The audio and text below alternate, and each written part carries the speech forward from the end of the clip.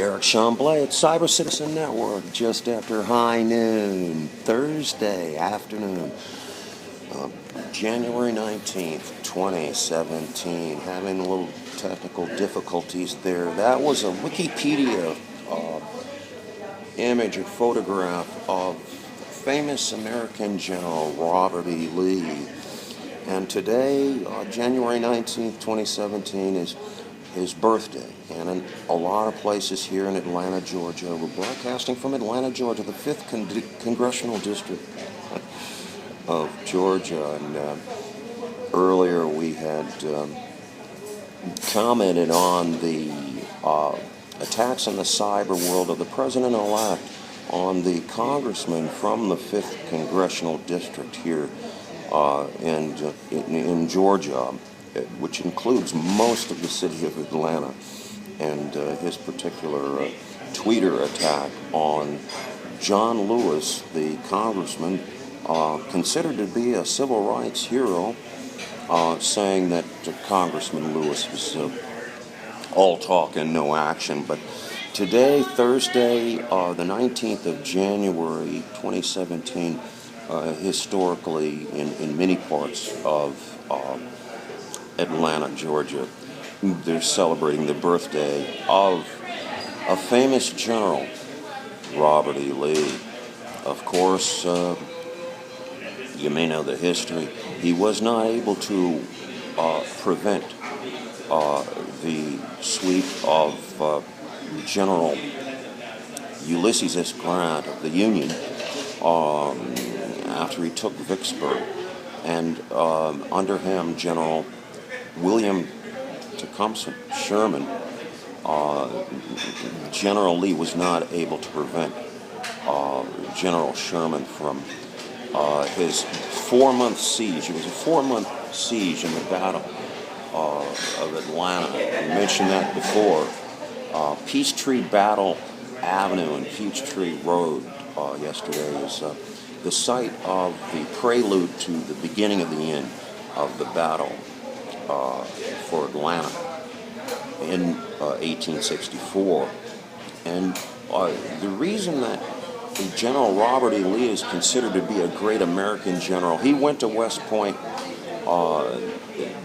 so did General Ulysses S. Grant, but at the outbreak of the Civil War in 1861, General Robert E. Lee decided that he was going to join the Confederacy, and ultimately, toward the end of the war, he was over all of the Confederate generals. And really, he's considered to be a great American general. And this is the problem with the latest attack of the president-elect on the congressman from the 5th Congressional District, John Lewis. Very controversial. As a matter of fact, Andrew Young has made some comments that both Congressman Lewis and the president-elect were wrong. Well, at any rate, things have changed a lot in the 5th Congressional District because of the civil rights movement and whatnot. And we went all the way back to Stephen Corker, who was elected to Congress from the 5th Congressional District just after the Civil War. And eventually he left the Republican Party and ran from another district in Georgia, from the Greenback Party. We mentioned before that they were promoting the 8-hour workday, and that they were, as a party, the Greenback Party was anti-monopoly ideology party. And Stephen Corker, all the way to Andrew Young, was elected congressman from the 5th Congressional District in the 70s. and went on to be the ambassador to the United Nations under former President and former Governor of Georgia, Jimmy Carter. And after that, as I mentioned before, in 1986, John Lewis won his first campaign for Congress in the 5th Congressional District. He's still the incumbent, and I believe he's 73 years old, and so I guess at this late date, the president-elect is saying that he's all talk and no action. And we showed that image, that Associated Press photograph taken in 1965, Selma, Alabama, of, at that time he was chairman of SNCC, John Lewis, being beaten by a policeman, Selma, Alabama, almost beaten to death. And at any rate, the president-elect has weighed in, and it's a battle for Atlanta. It's a battle for Atlanta in the cyber world, and as I mentioned before, the Donald Trump path to victory is following General Sherman. He's in the cyber world, at least, he's burning Atlanta. A lot of people don't appreciate his comments about the 5th Congressional District being crime-infested, basically a slum, and Congressman Lewis needs to pay more attention to his particular congressional district. A lot of these particular issues are going to be addressed by the mayors of the largest cities, the 100 largest cities in the United States. Many of them, if you check the voting tracts, did not vote for the president-elect in any great numbers. He probably lost in all of the 100 largest cities in the United States.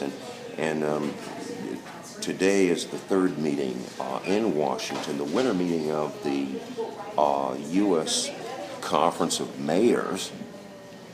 And as we mentioned before, we suggest that they take over governing the cities in this transition of power, this transfer of power, and leave the rural counties, the outstate counties, which in most instances around the country did vote in some numbers for the president-elect.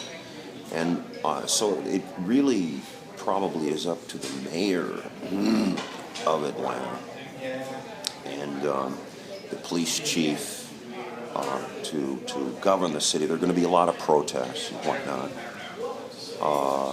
very similar to what's going on in Tampa with Mayor Bob Buckhorn arresting on the 7th of January, just 12 days ago, 7 liters of food knot bombs in Gaslight Park across the street from the police station.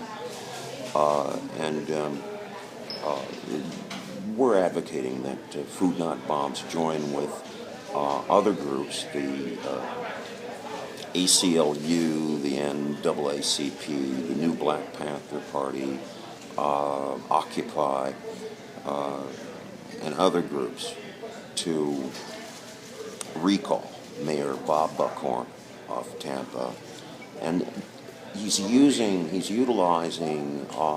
alliance with Homeland Security based out of MacDill Air Force Base. It's the central command over all the wars, and their high-tech equipment to engage in domestic spying, and their particular equipment to arm the Tampa Police Department, and along with the Tampa Police Department, Police Chief Eric Ward and their Criminal Intelligence Bureau conduct illegal domestic spying to crush any kind of dissent groups that are opposing Mayor Bob Buckhorn.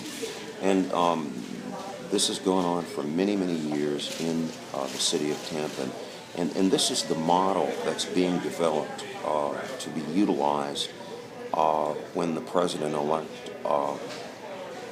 takes power, and the inaugural is, of course, tomorrow, that this model with Tom Bassett coming out of the Central Command and Homeland Security, and also his new selection for the Secretary of Defense, former General James Mad Dog Mattis, was also a commander at the Tampa-based, MacDill-based Central Command, Homeland Security, and their particular model is going to crush the president-elect, and we mentioned this before, that at one point during the 2016 presidential campaign, he said that the protesters should be prosecuted for their words, and this is the particular model that the president-elect is going to bring to the major cities